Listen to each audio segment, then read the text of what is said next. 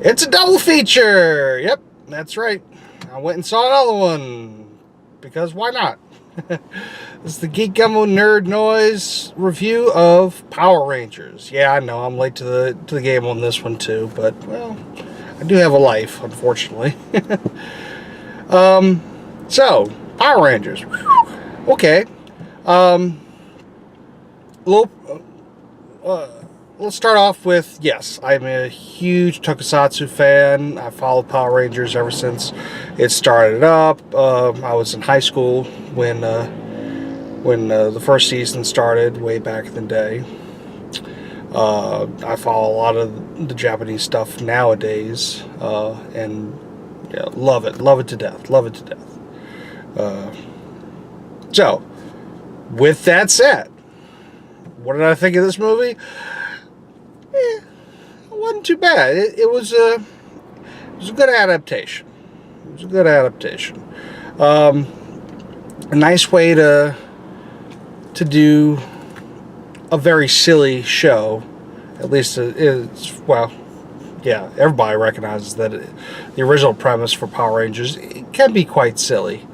But they took it in a somewhat more mature, more serious tone, which was nice.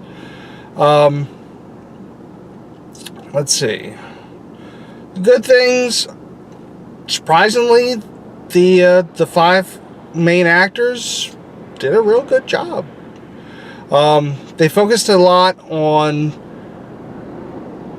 A lot of it actually really felt like this was a more of a Billy-centric episode than a full team ensemble feature.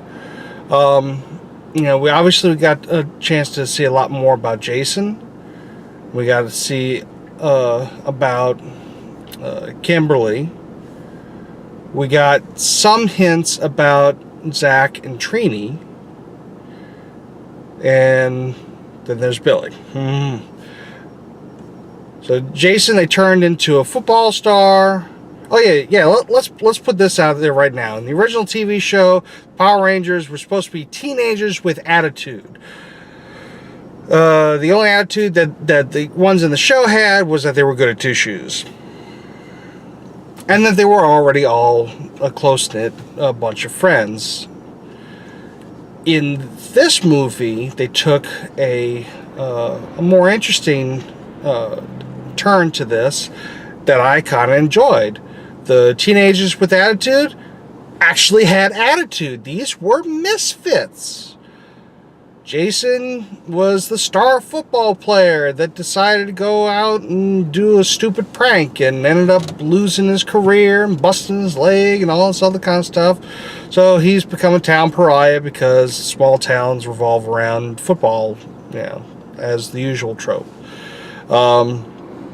Kimberly was the preppy cheerleader, just like in the show, but this time she's gotten into a cat fight with one of her friends about them fooling around and her being sending pictures around. So she later acknowledges that she knows it was a cruel thing, and she didn't understand until that point on how that affected people.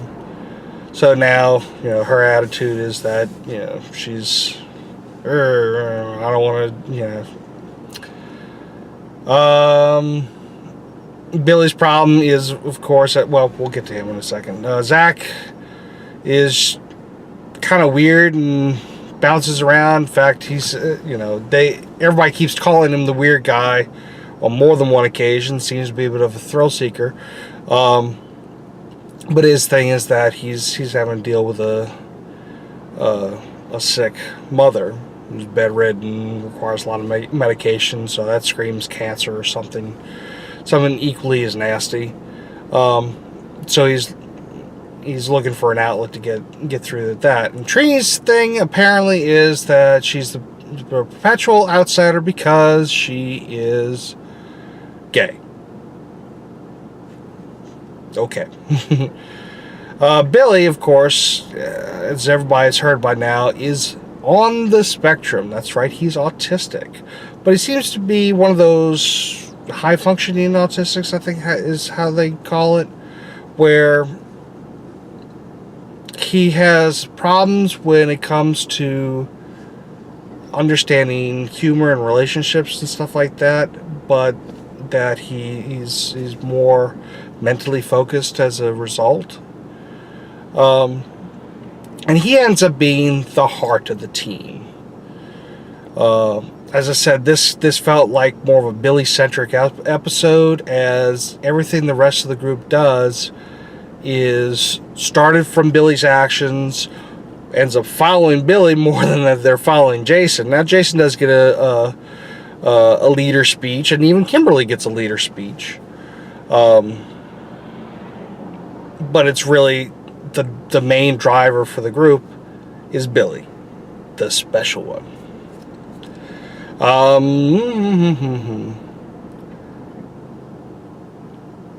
Zordon, Billy Cranston did a great job for what it was.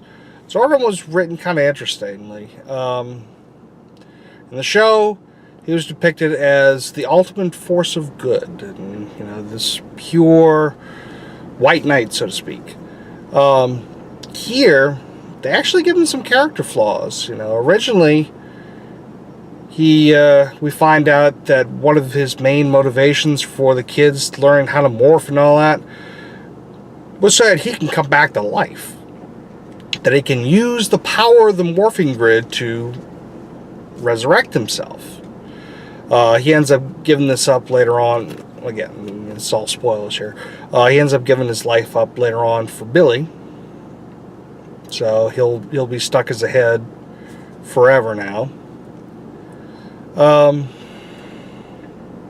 Alpha. Good voice, horrible form. Dude was freaky. Ever since I saw the original concept art for him, the bug eyes alone just... It looks like a cross between Tom the Robot from Toonami, just got, while getting struck in the head by a frisbee, and I don't know, throw some googly eyes on just for the shits and giggles. No. Rita Repulsa. I think it's, what is it, Elizabeth Banks, I believe is the actress's name. She did a good job. You could definitely feel the crazy coming off of this character. That dangerous kind of crazy. Like, I've got something I'm going to do. And, that kind of stuff. So she did a good job. Now for the really bad stuff. One, I was never really a big fan of these suits. I've heard it, and I've heard it on another comment that I tend to agree with, is that this kind of try to use the concept of the Guyver suit. That the suit is a part of them, it's this biological component that has been integrated into them thanks to the power coins that just kind of erupt from each of the Rangers. So it's not them using a morpher or other transformation type devices along with the coins. In fact, the coins are basically forgotten once they get to the ship. I didn't really like it. I mean, I get it. It definitely made them look more alien, sure, but I wasn't really that big of a fan of the organic look. That then carries over to the Zords, which the Zords themselves, okay, it was actually kind of cool. Yeah, not a huge fan of it, but not too bad. But when they go into Megazord, one, you never see the Megazord actually form, except for like little pieces here and there while they're falling in fire. But more importantly, two, is that the actual Zord, the Megazord that comes out, is, it's a Transformer ripoff, is what it looks like. It looks like the same kind of quote-unquote hyper-realistic robot design that they've been trying to use for the Transformer movies, which I I still can't stand those. I really wish that series would just get the hell away. Combine that with the fact that Goldar, I really wish that she didn't use the word Goldar, because in the show, Goldar was this monkey, this blue-faced monkey and monkey human guy in gold armor. He was one of my favorite of the sub-villains. He was fun. This was a voiceless blob of animated gold that she'd been collecting. Now, granted, Rita collecting the gold to make her staff that she then uses to start summoning everything else up. Very cool, very creepy, very awesome. The monster itself sucked. The entire Megazord versus monster battle, horrible. And how do they end it? You know, every time in the show, they'd end it with the Power Sword or some other giant beam or something like that. No, what do? They do a frickin', what is it, suplex? You know, the bend in the back, wham, you know, so they throw a professional wrestling move on the monster, and then boom, it's gone. And then they bitch slap Rita into space. Just backhand him with the Megazord. So all in all, I wish they did a lot of things different. The tone shifted from fairly serious with some good humor floating around to kind of silly, especially once they got into the Megazord. You know, there was definitely some shifts. Let me point out the same thing that quite a few other people have pointed out is the product placement. Krispy Kreme, Krispy Kreme, Krispy Kreme, gotta go to Krispy Kreme. Krispy Kreme is apparently the source of all life. Yes, they put the Zeo crystal, thank you for that nod, is buried underneath the Krispy Kreme. So everybody's repeating Krispy Kreme for about 5 minutes. So I don't know. I think I want a Dunkin' Donut now. Why not? I don't know. All in all, it was a good start. I like that they're, you know, at least trying to bring the series back in some form or fashion. You know, calling back to that original, because especially, you know, Spawn has been kind of handling the more recent Power Rangers series kind of crappy. You know, I haven't really liked it since Saban took them back over and they've been on Nickelodeon. But I'm not going to get into that in this video.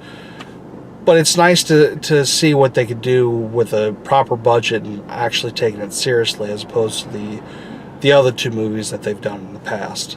So, not a bad start. A nice thing to see with modern technology. All in all, 6 out of 10. Until next time, I'm Daiquiri Jack. This is Geek Gumbo, and there it is.